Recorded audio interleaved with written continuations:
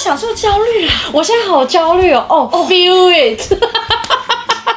而且我每天会复盘今天发生的事情，我有哪一个 moment， 哪一个人的眼神，是不是因为我说错了什么话，所以导致他怎样的感受对我不满？那我是不是要道歉，还是我哪边要改进？会这样复盘，所以我失眠。那时候我就觉得说，我都没有办法跟同学出去玩，上课完，下课我就回家，我马上去打工的地方，在上班到11点，再下班回家。你就说，回家之后又很累，你也不会马上做功课，做功课。好年轻哦！对呀，就是写，可能有时候要报告啊，或者有时候可能要准备考试。那时候有手机可以滑吗？那时候还没有吧？那时候高中的时候还在 Sony Ericsson 啊，好年代感哦。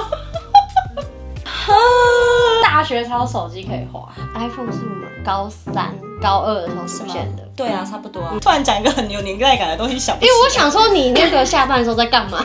我下班看电视。哦，看电视康熙，可以看康熙。哎，没有，11点也没有康熙可以看。你知道我在家看什么吗？看什么？鬼片啊！什么台湾什么事件灵异事？不是，就是据说台湾。不是，我就打开 HBO 那一种啊。因为我爸妈都睡了，我基本上我爸妈他们都不一定看到我，因为我是早上很早出门上课了，之后我就下课回来的时候他们也都睡了，所以他们可能看到我的时候少之又少。你都在为生活奔波，我好像消失的人类一样。那时候一直在工作，反正我们家那时候就是低收入户，就开始工作嘛，你就可以开始买自己喜欢的东西。因为你这些东西原本是自己是你没有的。但我也不是说我就是很爱买什么，没有，就是我那时候只是顶多可能买比较好的球鞋。学生时代就是看球鞋的时间，我们好像喜欢看球鞋，对，什么 Nike 还是艾迪达，我就买了一双比较贵一点的球鞋，确实蛮贵。我现在想起来，4000吗？那种？对，4、5千。我现在想起来，我可能现在反而买不下手。对，可能那时候就觉得慰劳一下，对，有点慰劳自己。但你知道，我那时候被我同学，而且还是我很好的，算那时候的好朋友讲一句话，我那时候也超受伤。他就说：“你家又这样，你还买这么好的东西？”我那时候就觉得，好，我真的又是一个。为什么？我觉得他不懂，因为这个行为大概是大学毕业以后，你可能工作1、2年还干嘛，很辛苦什么的，会买个名牌包慰劳一下自己，才会，因为都同样经历这件事，所以才会有那个 feel。可是你是那时候就打工。确实，因为你知道，就低收入的状况还是会有，不能说是奖学金，算补助学金，很明显，就班上都会知道说谁是低收入户。这件事情就算了，我当下就会觉得说，哈，我就是过得太好，我不孝顺。可是我觉得这有点刻板印象，难道低收入户就要穿得破破烂烂的吗？是这样讲没错，因为我之前有看到第一个还是哪边论坛有讨论。有一个人，他分享说他去教务处还是哪边总务之类的，对，就是缴交低收入的证明还是什么的，他可能穿的比较华丽一点，他就被鄙视。有人分享这件事情，我那时候开始就会想说，难道低收入户就要破破烂烂的吗？穿2手衣这样吗？不至于吧？对啊，而且其实你知道我怎么买下那双球鞋吗？因为我那时候在 Seven 上班，我们就很常吃报废，就是报废哀真实，对，现在的哀真实。对，你早就哀真实了，就是这样，你这样子把钱省下来买自己想要的东西。但是当下我就觉得说，我是不是就是我没有先照顾好我的家人？因为你那个年纪在自我检讨，很早我就国中就这样否定自己经历这些，真正到接受自己说我赚钱，我先把我自己照顾好是比较重要的事情。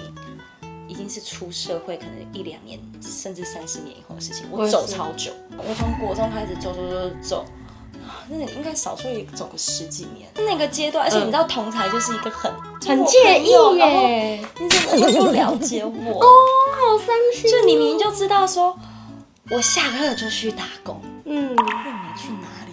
我觉得他太年轻了，他不懂。年轻的时候也才15、16岁。对啊。就是很重伤，但不是这个人的错啦，太年轻了。每个人经历不同，因为有经历过这些，造就了现在的我。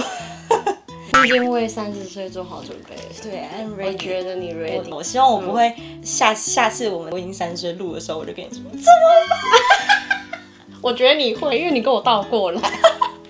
我去年我还去看一本书叫《依恋障碍》，因为我一直觉得我真的太高敏，我还没有很接受一个很高敏感的自己。我不知道为什么可能发生一样的事情，但是我就会比别人更去介意，而且我每天会复盘今天发生的事情，我有哪一个 moment， 哪一个人的眼神，是不是因为我说错了什么话，所以导致他怎样的感受对我不满？那我是不是要道歉，还是我哪边要改进？我会这样复盘，所以我失眠。至今我真的高敏超严重，而且我是到现在才知道说一般人不会这样。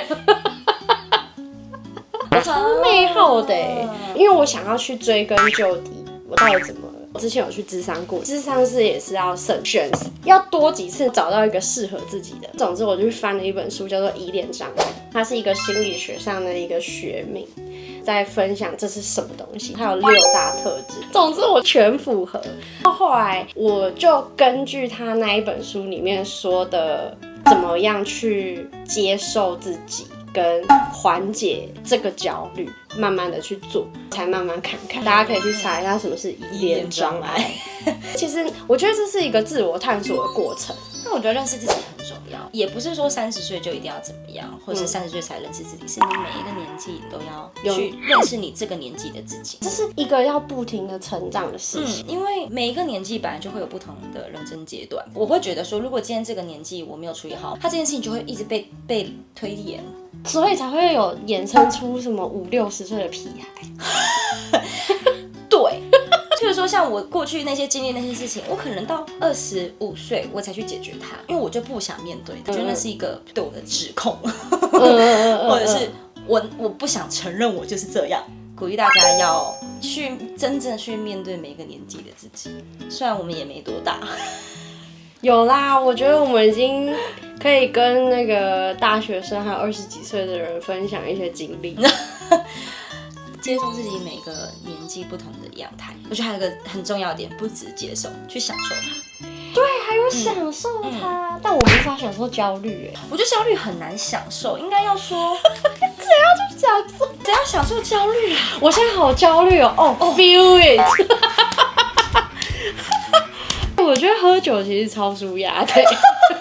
我跟你说，最近这2年我找到一个超级舒压、很适合我自己这个发泄方式，就是自己一个人去 KTV 唱歌3个小时，我就点一手海尼根跟炸鸡翅，好爽哦！爆喝啃鸡翅，你也不一定要唱，放那种悲伤歌，然后就是然后大哭狂哭，然后鬼吼鬼叫，然后你就点阿密特歌。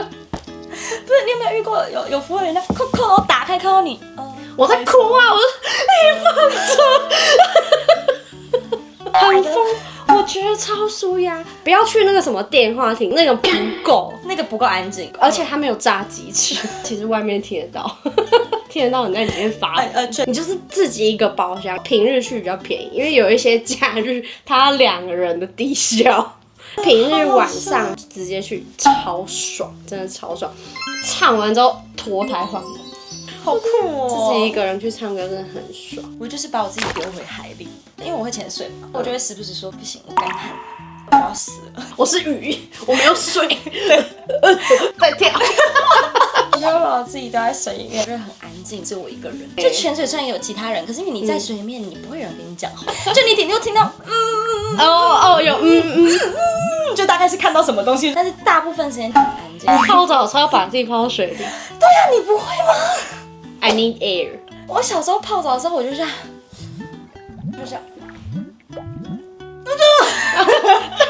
我会这种，我没有享受憋气的部分。但是我有去水肺深潜，但水肺深潜也是另外一种感觉，也是很我就是可以解决我没有空气的部分。我2个都玩，但是我就比较虐一点，要把自己逼在一个我认知到我自己就是很渺小，我不行，我需要氧气，但是我又很享受这个很安静的时间。好 M 哦！通常就是你为什么会一直讲一个人很 M， 会觉得这个人为什么要一直虐待自己啊？但我听到一个说法，我非常喜欢，他说：“跟你讲 ，M 的人才是王者。”我吗？我是王者。你知道为什么吗？为什么？因为 S 人需要你，他才感受满到快乐哦。但如果你不给他 M 的感觉的话，他就没有办法满足。他没有办法满足，所以取决于 M 的人。你你这个说法我认同哎，非常喜欢。我觉得我在控制我男朋友，但是他不知道被控制。因为我很 M， 但是你必须要 S 的状态是因为我要给你反馈嘛。那如果我不给你反馈的情况下，你 S 他就很不起啊痛苦。M 是什么？我可以给我自己 M， 我也可以别人给我 M， 我可以虐我自己，或者别人虐我。M 其实是王者，是 M 是王者。分享给你 M 的朋友，或者是你今天是一个 M， 不要觉得自己 M 很奇怪，对，你是王者，玩弄这世上所有的人，包含你自己。30岁，这一集很精彩，聊得乱七八糟，大家自己听听，消化一下，下次见，拜拜。